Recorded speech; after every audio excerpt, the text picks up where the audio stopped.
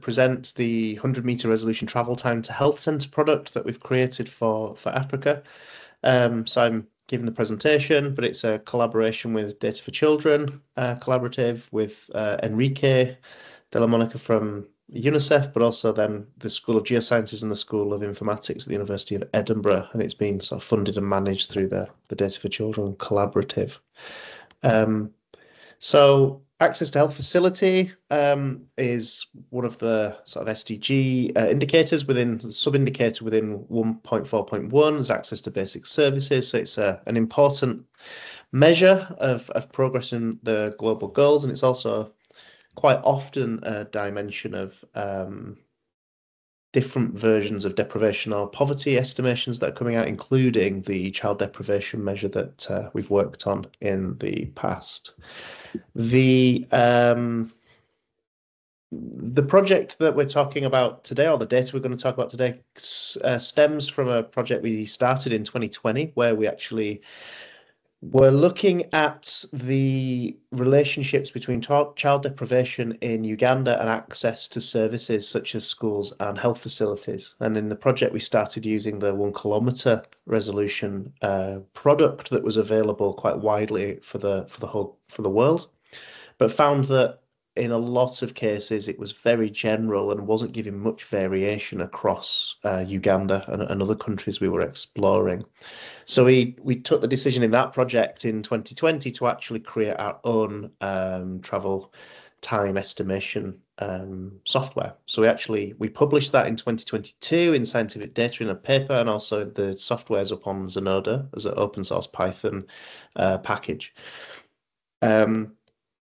So it uses Sentinel-2 20-meter land cover data, and then it combines OpenStreetMap roads with this Facebook-derived Map with AI roads data product as well. So the two unique sort of factors that we created in the previous version of the data were that it was 20-meter resolution instead of 1,000 meters, and it was covering a lot more roads. So when you combine OpenStreetMap with Map with AI roads together, we were covering a lot more roads, tracks and paths, etc. So we're getting a lot more detail in terms of roads.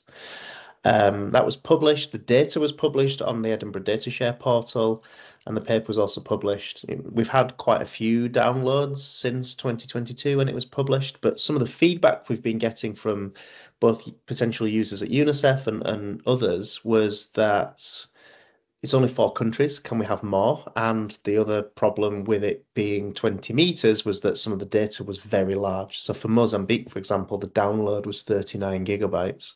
So if you could download it, there was few people could do much with it in the software package to combine it with other data sources, etc. So we started to look into alternatives. Before talking about those alternatives, just a quick mention on the resolution. So just to show those that maybe aren't as familiar with why the finer resolution does actually matter especially for travel time estimation. So on the left here in figure A, we've got the shape files, so the vector line files of roads and footpaths that you get from the download from OpenStreetMap and Map with AI. The figure in the middle B, that's a 20-meter resolution raster version of this. So we've converted the roads into a raster dataset, and you can see we've maintained quite a bit of the sinuosity of the roads. So this road going through the middle here is just down here, and quite a lot of the representativeness of the road network is maintained within this 20-meter resolution version. C is the 1,000-meter resolution. So this is the same area, it's the same roads, but it looks completely different. So the pixels are much bigger, and we lose quite a lot of the sinuosity of the roads. You can see here, this appears to be a road that's twice as wide as it is elsewhere, but actually it's just because there's a bump in the road itself. So the road takes a slightly different direction. What this allows is in reality, people would be traveling from west across to the east, and then if they want to go up north, you would probably come to this junction down here and then go north. But what this allows when you aggregate it up to 1,000 meters is the ability within the model to travel north and south across these pixels, which you would never expect people to do because this road is an east to west, west to east road. So it's creating unrealistic routes across a surface and across a country. which could cause problems, which we were trying to overcome with our 20-meter resolution raster grid. Now, the problem there being that once you get down to this level, it's very large, it's very cumbersome, it's quite difficult to work on. One of the problems in terms of working out what is the best resolution here is how do you prove or validate the outputs? You can use some of the survey data, so like Demographic Health Survey has questions around accessibility and time to travel, but it's not picking up the closest or the nearest physical health centre. That's what we're measuring, is just the distance to the nearest health centre physically in terms of the space and the time.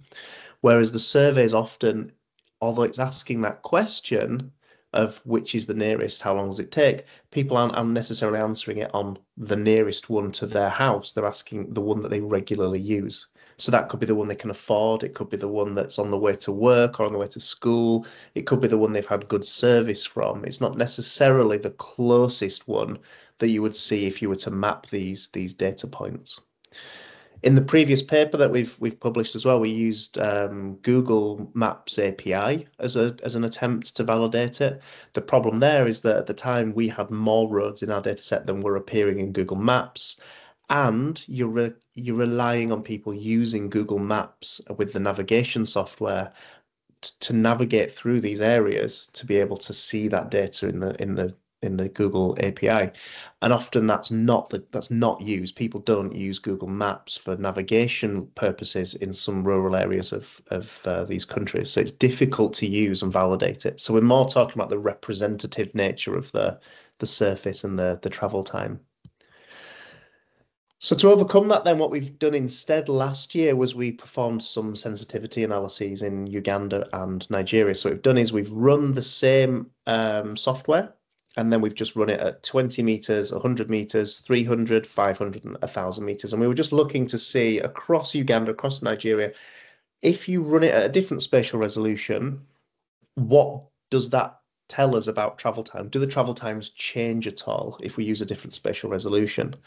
And for Uganda, you can see the red bar here is the 1 kilometer spatial resolution. And it appears to be overestimating access or estimating travel times being faster than they potentially are. You can see the other 4 are quite a bit lower in terms of how many of the pixels within the country are deemed to be within 30 minutes of the nearest health centre. So it would appear that there's probably an issue with using a kilometre resolution, and it's down to what do we use, which one of these do we use. Now, we decided on 100 metres because it does seem to be closer to the 20 metres across the different categories, and there is a bit of a jump up to 300 metres.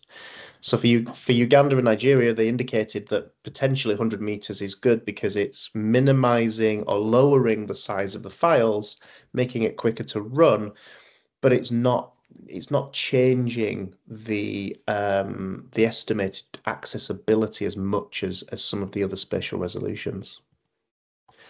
So then what we've done with that is we've started to actually then run these software again using 100 meter resolution. So we've done this by updating the software, making it slightly more efficient. So we can now run it on individual laptops. If anybody was familiar with our previous release, we were having to run it on quite powerful supercomputer clusters at the university, but we're not having to do that now. We can do it within a personal laptop for most countries. It's using Sentinel-2 land cover data at 100 meter resolution. We're now using the hot OSM roads that are available from Humanitarian Data Exchange, so it's a standardized road data set. And we're doing the same with health facility data as well. It's all come from Humanitarian Data Exchange. And we've now run this for every country in Africa, including those island nations as well. And there's 2 particular surfaces available for each country. One assuming walking only to get from point A to point B, so the household or the pixel, sorry, to the health centre, and the other assumes motorised transport on main surfaced roads. And we're currently preparing all this for upload onto Humanitarian Data Exchange. We're just working on a couple of final checks and the metadata files for these data sets.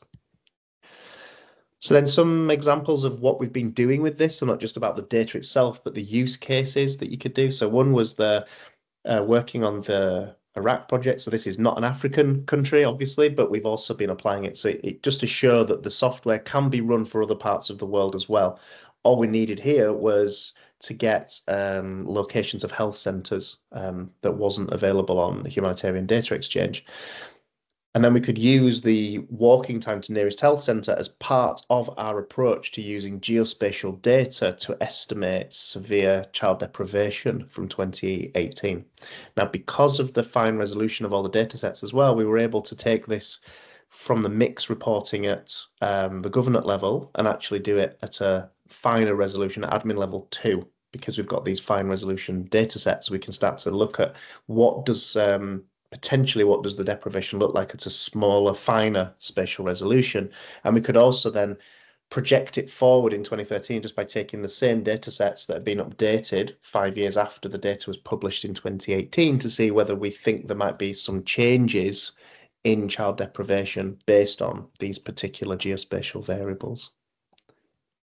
For Uganda, we used the data to look at how child deprivation was related to access to health and schools.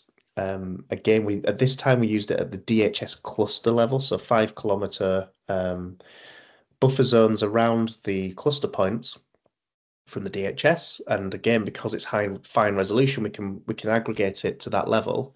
And we could see that travel time did appear to be highest in communities with higher levels of deprivation. So this is the more than 80% of the children are deprived, and that seems to have the longest distance or the highest distance to the nearest health facility. Some work we've just been finishing off with the equity research group in UNICEF, the ERG, was looking at gender barriers to vaccination in Nigeria. So again, we use the walking time to health centres as a proxy for access to sites of immunisation.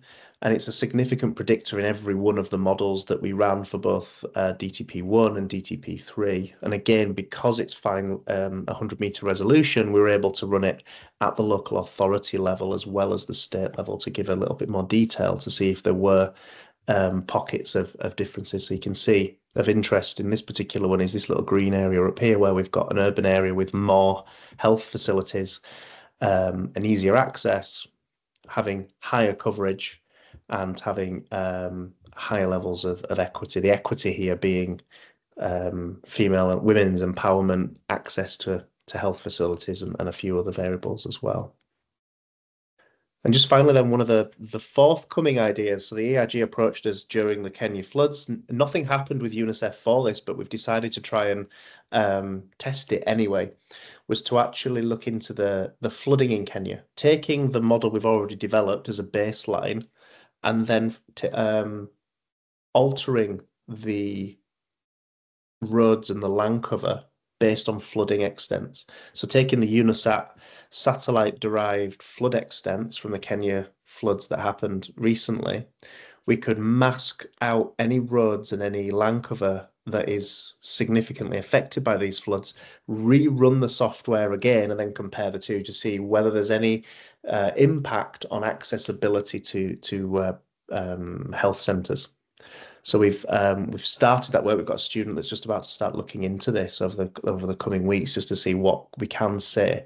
It may be in this case that the 100 meters isn't enough, and we need to go down to 20 or 10 meters, which we'd have to then start to look at doing it just for specific areas, say in Nairobi and in Garissa. So there's another use case there as well.